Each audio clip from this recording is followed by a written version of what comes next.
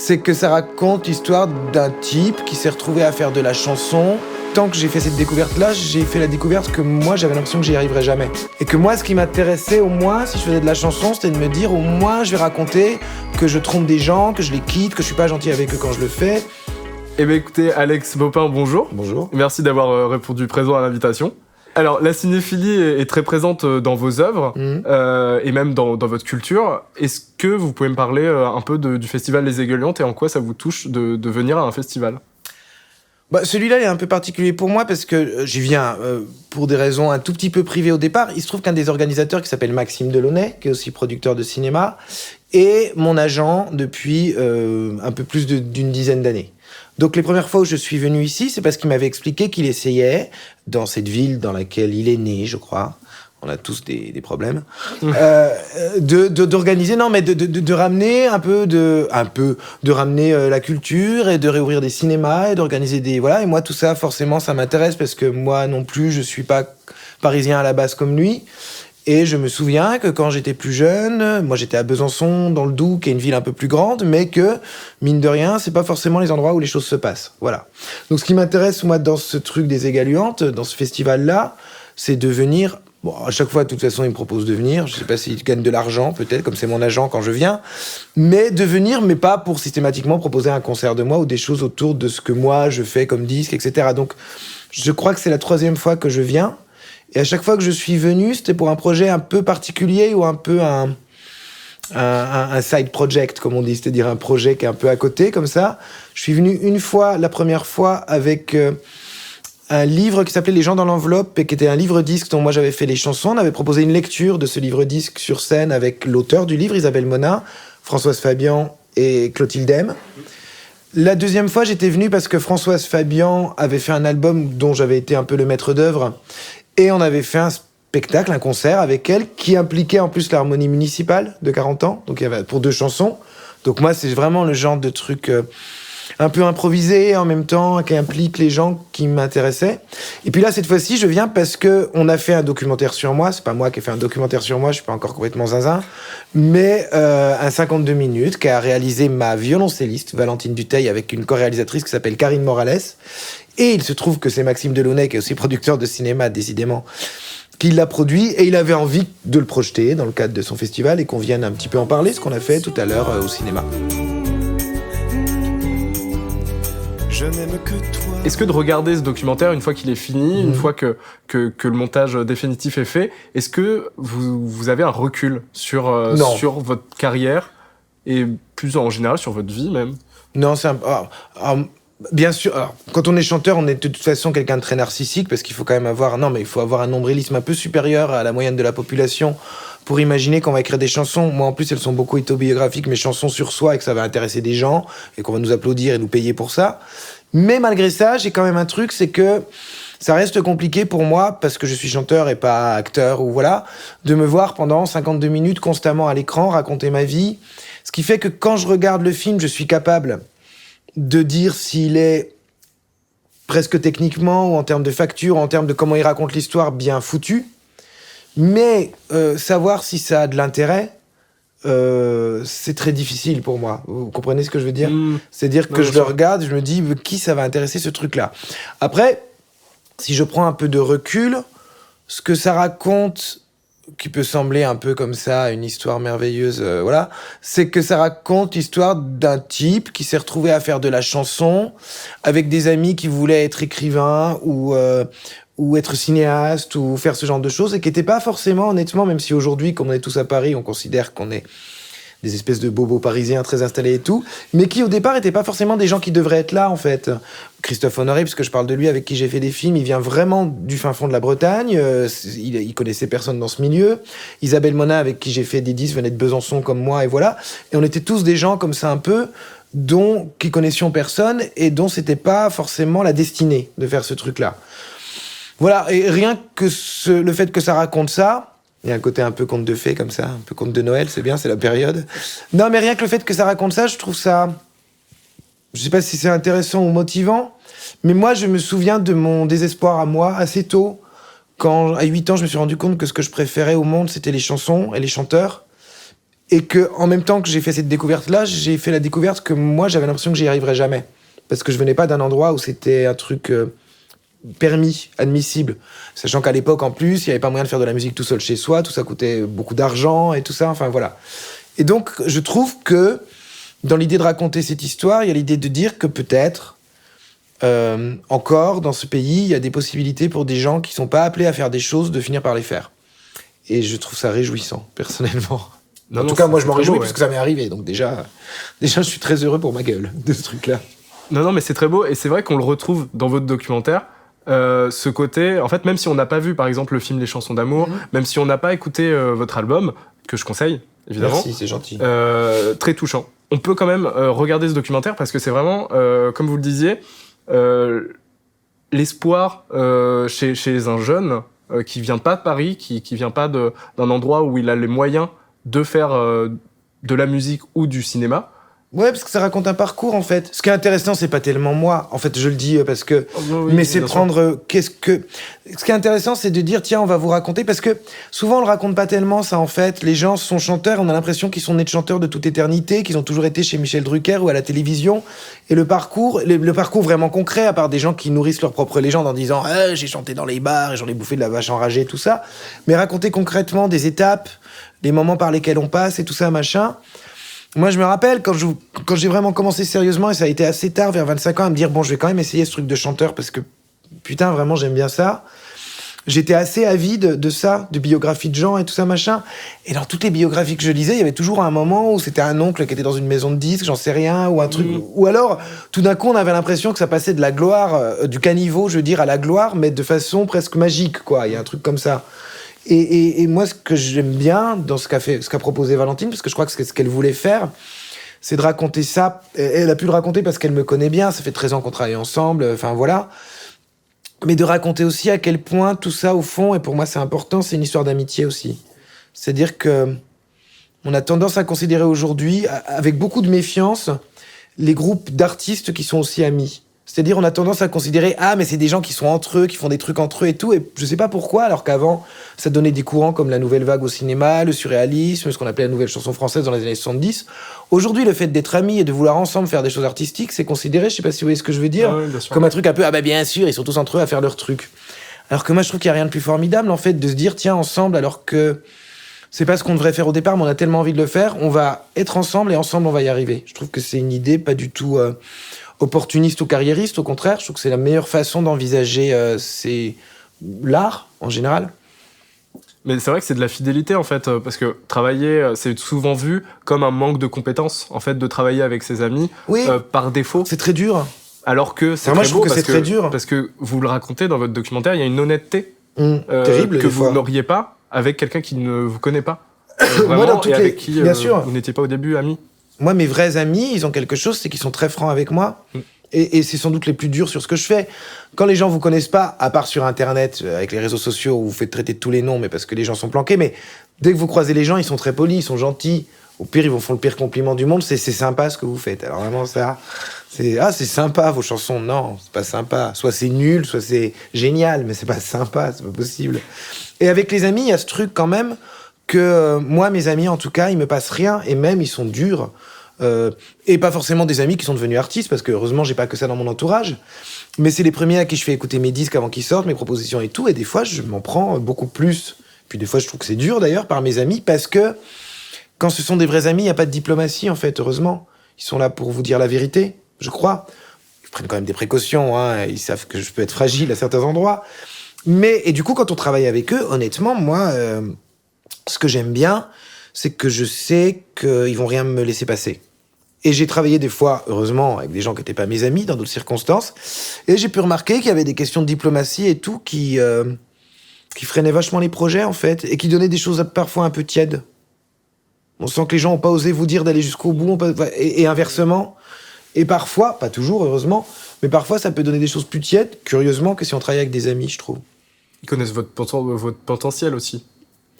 Oui, ils l'imaginent, des fois on est aussi... Oui. Non, mais moi j'imagine le leur, mais c'est ça qui est formidable avec les amis, c'est que moi j'ai l'impression qu'on les voit plus doués, plus... Moi, mes amis, et j'espère que je fais pareil pour eux, en tout cas mes amis artistes avec qui je travaille, Valentine par exemple qui a fait le documentaire, on fait beaucoup de musique ensemble, Et je crois que c'est ma meilleure amie, ça c'est sans doute c'est le cas.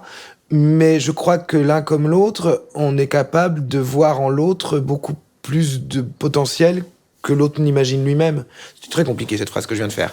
Non, c'est pour dire que moi, je suis capable de dire à Valentine, eh ben moi je pense que t'es l'arrangement de cordes, tu vas pouvoir le faire parce que t'es une arrangeuse de cordes formidable et que tu penses que t'es pas foutu de... Parce que c'est elle qui a voulu faire ce documentaire et parfois elle était désespérée. Je dis, ben, tu penses que t'es pas capable, moi je pense que t'en es capable, regarde les images et machin et tout ça.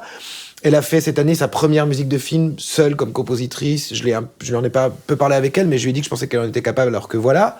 Et de la même façon, elle, quand je me lance dans des projets compliqués, à mi-projet ou pendant le chemin, elle est capable de me dire que, à son avis, c'est possible. Et à la fin, on le fait. Peut-être mal, mais on finit par le faire. Dans ce documentaire, vous parliez du fait que vous aviez le nom compliqué et que vous ne vous assumiez pas en tant que chanteur. Oui, alors ça, c'est deux trucs. Le premier truc, c'est que moi, chanteur... Alors, il y avait cette première période où je pensais que j'allais jamais y arriver, je trouvais ça terrible. La deuxième période où j'ai commencé à essayer de le faire et que je trouvais que vraiment de tous les métiers artistiques qu'on pouvait envisager, c'était le plus ridicule.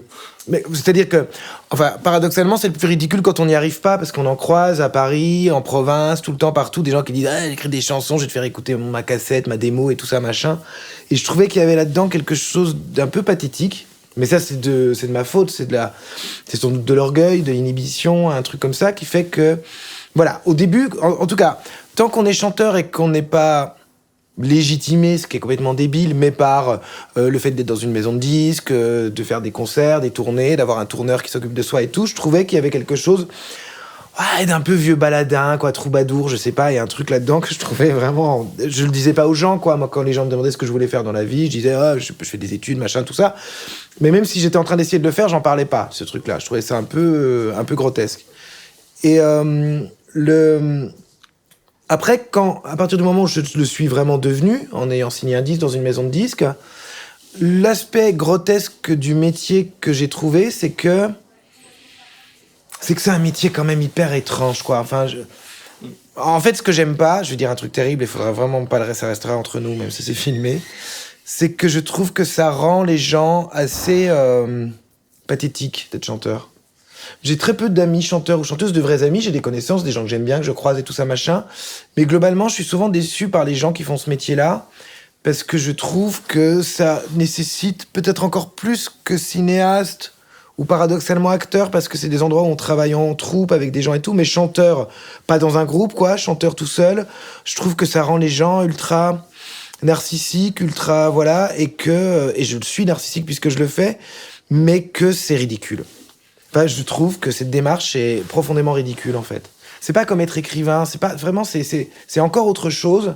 C'est encore ce besoin de monter sur une scène, comme quand on montait sur une table quand on était petit pour chanter sa chanson devant la famille, quoi, et d'avoir envie qu'on nous applaudisse pour écrire des trucs sur soi-même et se trouver... C'est pour ça que je m'efforce souvent dans mes chansons, moi, à essayer de pas me donner le beau rôle, en fait. Souvent, les chanteurs, c'est tout le temps eux qui sont tristes, qui sont quittés, qui sont malheureux, qui sont sensibles, alors que c'est parfois des vrais connards dans la vie, et que moi, ce qui m'intéressait, au moins, si je faisais de la chanson, c'était de me dire, au moins, je vais raconter que je trompe des gens, que je les quitte, que je suis pas gentil avec eux quand je le fais... Toutes choses qu'ont pu faire un type comme Gainsbourg, par exemple, qui a présenté ce truc, d'être misogyne, d'être un sale type, d'avoir des bas instincts. Et je trouve souvent que la majorité des chanteurs et des chanteuses ont tendance à se présenter sous un jour ultra favorable, ce qui n'est pas forcément le cas dans la littérature, ce qui n'est pas forcément le cas dans le cinéma, ce qui n'est pas forcément le cas dans le reste des arts. Et ça, je pense que c'est intrinsèquement lié à l'activité de chanteur, et ça m'énerve. Voilà, ça y est, j'ai réussi à trouver ce qui m'énervait, c'est ça. Et que je trouve ridicule, du coup. Et vous trouvez qu'il y a une solitude dans le métier de chanteur ou pas ? Non, parce qu'on travaille avec des gens. Moi, je suis très entouré par des musiciens avec lesquels je suis plutôt très fidèle. Je suis très loyal, moi, avec les gens avec qui je travaille. Et puis, on rencontre des gens avec qui on travaille et tout ça. Donc, non. La seule solitude, c'est que quand même, quand on a choisi... Et moi, j'aurais pas pu faire partie d'un groupe parce que moi, je voulais tout décider. Et voilà, et être à la base de mon projet et tout ça. Mais il n'en reste pas moins, et souvent mes musiciens qui m'aident et qui m'aiment beaucoup me le disent, qu'au bout d'un moment, c'est nous qui portons le truc, forcément. Je suis pas en train de m'en plaindre, hein, c'est pas chanteur et martyr, mais il y a quand même un truc où c'est nous qui prenons le truc. C'est-à-dire que les choses agréables, évidemment, mais comme les choses parfois très désagréables, quand on est chanteur solo, il faut accepter, mais ça va, hein, c'est pas c'est pas Jésus-Christ, hein, je veux dire. Mais il faut accepter que ça fait partie du métier, quoi, ce truc-là. Donc à cet endroit-là, il y a une solitude, ouais, effectivement. Par exemple, se retrouver là, 40 ans, dans une médiathèque, avec un des peu gens sombre. super, avec des gens Oui, c'est vrai. super. Donc ça fait partie des moments agréables du travail. Voilà. Parfait. Et donc vous avez parlé de Gainsbourg, on peut parler de votre actualité et de la sortie aussi de votre album Love on the Beat, donc qui est une reprise de l'album de Gainsbourg en intégralité. Ouais. Est-ce que vous pouvez me parler de cet album en me disant, voilà, quand on prend un album de musique, quand on reprend un album, par où on commence ? Ah oui, ça c'est une vraie question. On commence par se demander si c'est pertinent qu'on le fasse. C'est-à-dire que si c'est pour faire une cover, c'est-à-dire une reprise à l'identique, ça n'a aucun intérêt. Donc il faut au moins avoir une idée de ce qu'on va faire. Qu'est-ce qu'on va proposer en plus qui serait intéressant ? Il y a ça, il y a comment on va le faire et pourquoi on le fait. C'est-à-dire que forcément, quand on reprend quelqu'un qu'on aime beaucoup, il faut au moins essayer d'être un peu, par rapport à soi-même, légitime pour le faire. Donc moi, je me suis dit pourquoi je le fais. La réponse elle est simple, elle est avant tout sentimentale parce que c'est un album que j'adore, que c'est un album dont j'ai longtemps trouvé qu'il n'était pas très aimé, même par les gens qui aimaient Gainsbourg. Love on the Beat, c'est fin de carrière, c'est les années 80, et les gens adorent pas cet album, ils aiment mieux des Melody Nelson, L'homme à la tête de chou, qui sont considérés comme des chefs-d'œuvre. Et moi, j'ai toujours trouvé qu'il y avait des chansons sublimes dans cet album et que j'avais envie d'en parler. Pour plein de raisons, parce que c'est un album dans lequel Gainsbourg explore une idée de la bisexualité, dans lequel il se présente aussi comme Gainsbar, un personnage, je le disais tout à l'heure, qui a des bas instincts, qui est un peu antipathique et tout, et moi j'aime bien que les chanteurs soient complexes un peu, il est complexe dans cet album. Donc voilà, la motivation c'est de se dire, cet album que les gens aiment pas beaucoup, moi j'ai envie de le reprendre, c'est un peu prétentieux aussi, parce que j'ai envie qu'on l'écoute. Et peut-être que si moi je le chante, on va l'écouter différemment, c'est possible. Et après, c'est comment je le fais. Il y avait deux axes qui sont quasiment déterminés par le titre, Love on the Beat. Je me disais, il faut ramener du love. Donc, le love, c'est de se dire que peut-être que quand il fait l'album dans les années 80, on n'utilise quasiment plus les cordes dans la musique française ou internationale parce qu'on découvre les synthés, on découvre la musique analogique et on considère que tout ça, c'est de la vieille... Après le disco, en gros, les cordes, c'est fini un peu pendant toute une longue période. Et ça revient au moment où Gainsbourg meurt, d'ailleurs, dans les années 90, avec le trip-hop et tous ces mouvements-là.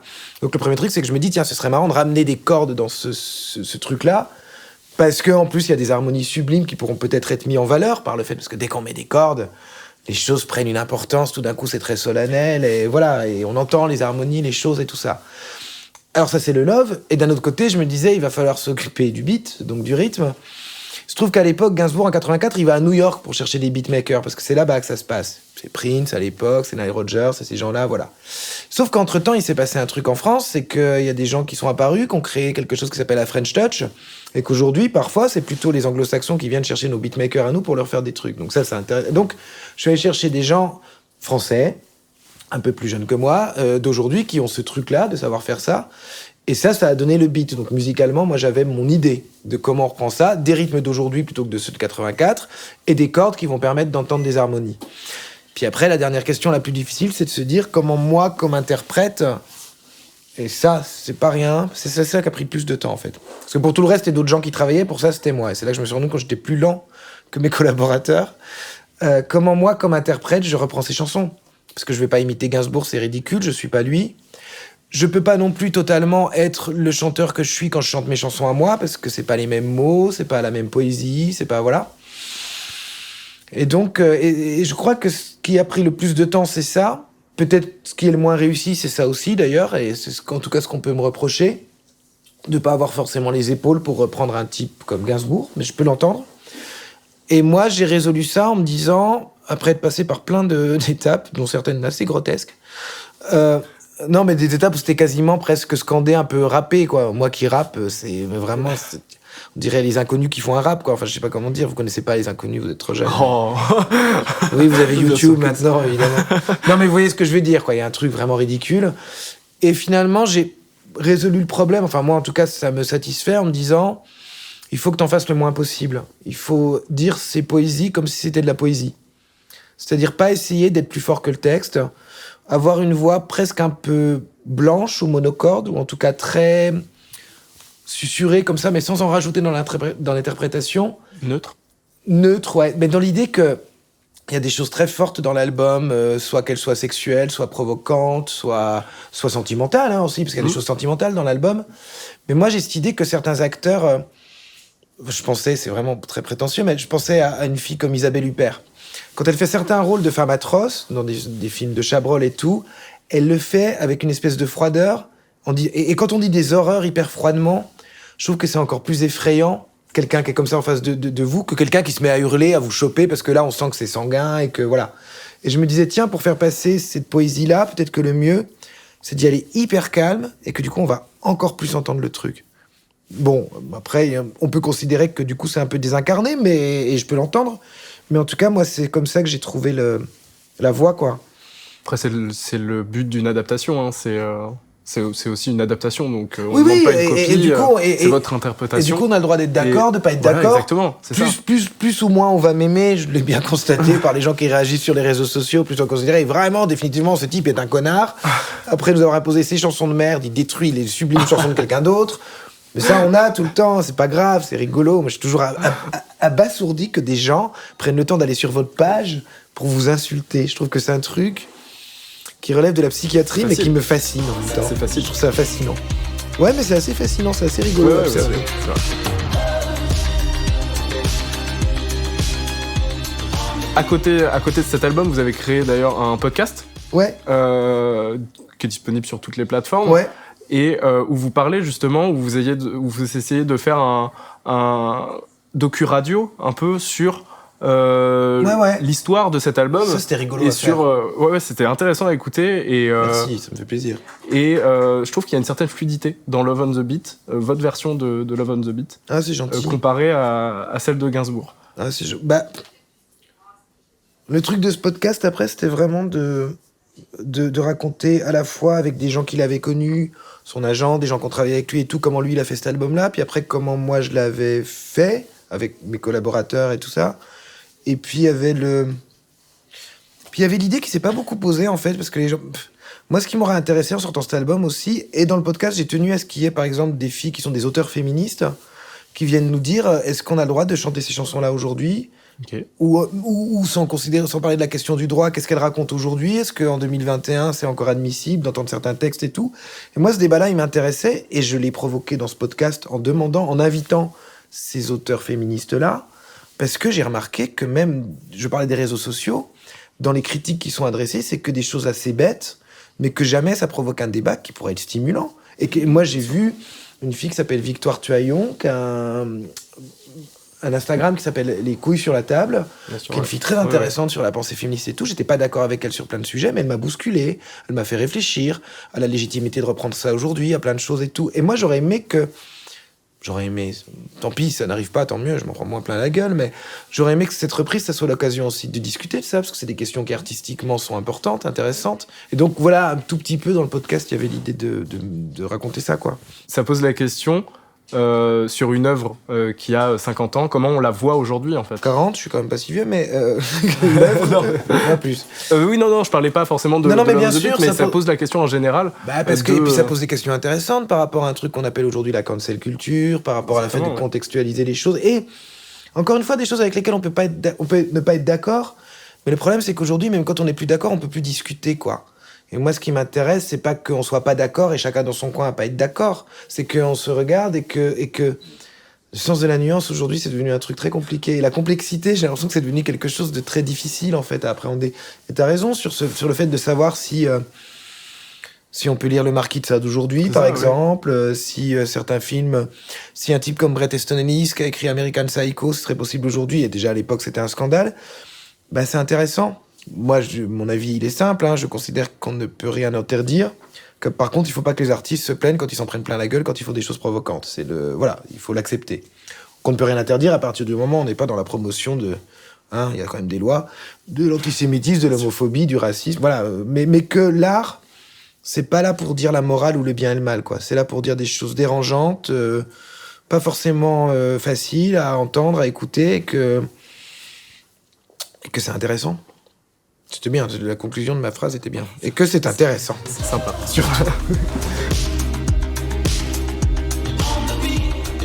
Est-ce que vous pouvez me parler de vos inspirations ? Avec plaisir. Les inspirations dans le domaine du cinéma. Donc oui, dans plutôt, le domaine du cinéma, évidemment, sur votre culture cinématographique. Bah moi, c'est un truc qui m'a pris assez tôt. Moi, j'ai eu la chance d'avoir des parents et une mère, en tout cas, qui était vraiment cinéphile, qui avait ce truc d'aimer beaucoup ça. Alors, ça peut sembler un peu ridicule, mais bon, alors ma mère était institutrice, donc forcément, à la maison, il y avait Télérama.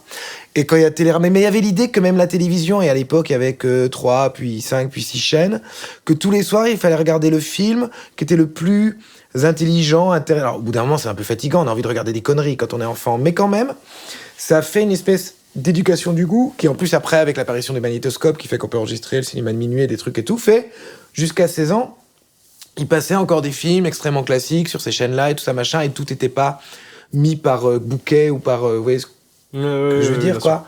Et donc, jusqu'à 16 ans, moi, j'ai vu beaucoup de films, et à partir même de 11-12 ans, ma mère m'emmenait au cinéma d'art et essai de Besançon, voir des choses qui n'étaient pas forcément de mon âge, parce que c'était des choses difficiles, des films d'Alain Cavalier, des Wim Wenders que j'ai vus à 12 ans, genre 12 ans, Les ailes du désir, Bitrien. Mais en même temps, c'est pas grave, on comprend pas, mais ça crée une espèce de fond comme ça, d'éducation du goût, de goût pour des choses difficiles aussi, parce que c'est difficile de regarder certains films et c'est compliqué. Et moi, je remercierai jamais assez ma mère particulièrement d'avoir fait ça avec moi, voilà. Et donc tout ça, évidemment, ça crée après des références et des trucs. Moi, je crois que quand même la nouvelle vague reste... peut-être parce que c'était moins le truc de ma mère et de mes parents. Ah oui. Et, curieusement, alors qu'ils avaient plutôt l'âge de ça. Et qu'on a toujours envie que nos références à nous, ce soit les nôtres et pas celles de nos parents. Même si après, on se calme avec ça. Mais il y a toujours une période dans laquelle on a envie que ce soit nos chanteurs à nous. Dès que nos parents commencent à dire « Ah, je l'aime bien, le chanteur que t'écoutes », on fait « Bon, d'accord, ça, non, c'est pas la peine. Ça doit être de la merde. » Mais voilà, moi, c'était plutôt les influences, c'était plutôt ce truc de nouvelle vague qui me plaisait beaucoup. Et puis, honnêtement, très tôt, des trucs de comédie musicale. Moi, j'aimais les chanteurs et les chansons et j'aimais le cinéma.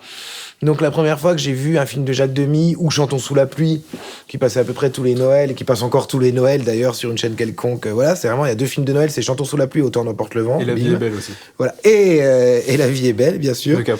Et voilà, et moi, quand j'ai vu ça, je crois que voilà, mon gros truc, ça a été, en France, forcément, Demy le Grand. Et puis les comédies musicales, plutôt des années 50. Plutôt du Broadway années 50, donc c'est tous les Chantons sous la pluie, tous en scène et tout ça, machin. Enfin, moi, c'est ce qui m'a... L'opéra rock, ça m'a toujours un peu gonflé, j'avoue. Phantom of the Paradise, non ? Ouais, Pas ce genre de... Si, Phantom of the Paradise, j'aime bien, Non, parce que De Palma, c'est un génie. Rock, Oui, mais à regarder aujourd'hui, c'est ultra hystéro. Moi, je l'ai revu il y a pas longtemps, c'est... j'ai adoré. Ah ouais ? Ah ouais, j'ai adoré. Je l'ai vu plusieurs fois. C'est quand même, c'est fatigant, quoi. Ça dure 1h28. Ah oui, c'est fatigant. Et moi, j'étais rincé à la fin du truc. Non, mais vrai. Mais après, c'est sublime, parce que les split screen, le truc de Palma et tout... Au bout d'un moment, mais même la musique, tout est ultra, voilà. Mais moi, voilà, le truc, dans ma cinéphilie, en tout cas, il y a plein de choses, mais ce qui a énormément compté, c'est qu'on pouvait faire des comédies musicales. Et ça, c'est le truc que j'ai préféré au monde. À regarder et après à faire, c'est vraiment le truc dont je me lasserai jamais, je crois. Merci beaucoup. Ça va ? C'était top. On va boire des coups, vous êtes tous où ? Ah ouais.